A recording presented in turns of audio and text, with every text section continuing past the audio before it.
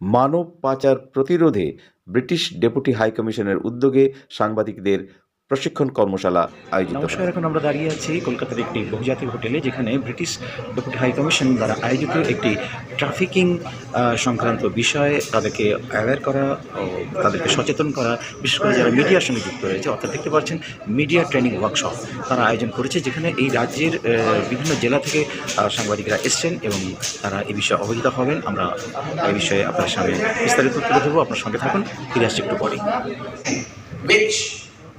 So how serious it is, we don't know.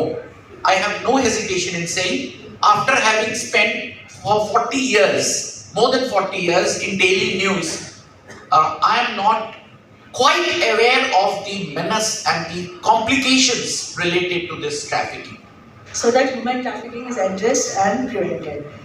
Just wanted to add here that to prevent human trafficking is one of the priority areas which has been agreed upon by both India and the UK, and that is where we are intervening in a very small form in this matter.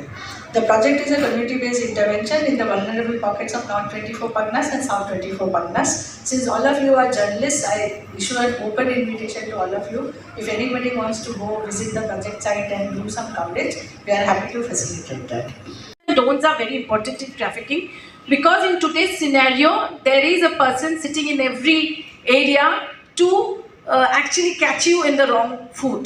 So some basic things which is ABCD of journalism, which we actually should follow in covering this trafficking thing. কিছু খবর আমরা করি, সেটা হচ্ছে কন্যা উদ্ধার, শিশু উদ্ধার বা যুবতী উদ্ধার এবং বা গৃহবধূ উদ্ধারের যে খবরটা যখন আমরা করি, এই খবরটাই কি করা সবার প্রথম প্রয়োজন, নাকি অ্যাওয়ারনেসটাই বেশি প্রয়োজন?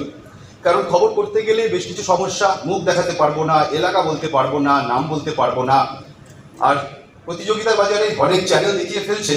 আর তারপর স্টুডিও থেকে প্রশ্ন আসে ফোনে, কোথায় নিয়ে যাওয়া হয়েছিল, ওনাকে কোথায় বিক্রি করা হয়েছিল, কিভাবে ফিরে এলো, এলাকার লোকজন কি বলছে, পঞ্চায়েতের সঙ্গে কি কথা হয়েছে, ওনাকে কি মেনে নেবেন? এই সমস্ত ভয়ঙ্কর প্রশ্ন। সাংবাদিকতায় বেশ কিছু পরিবর্তন এসেছে দেখেছি। ইলেকট্রনিক্স মিডিয়া ছেড়ে এখন নিজে ডিজিটালে ভিডিওর সত্যতা যাচাই করিনি আমরা, অডিওর সত্যতা যাচাই করিনি আমরা বলে খবর চালানো, এটা এখন খুব মজার। সব কিছুই বলে দিচ্ছি, শেষে বলছি কোনো কিছু যাচাই আমরা করিনি।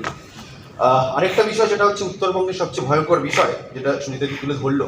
আমরা যে জায়গায় থাকি শিলিগুড়ি, যেখান থেকে সবচেয়ে বেশি বাংলাদেশ এবং নেপাল থেকে মেয়েরা বিদেশে চলে যায় এবং বয়সটা 16 থেকে 19।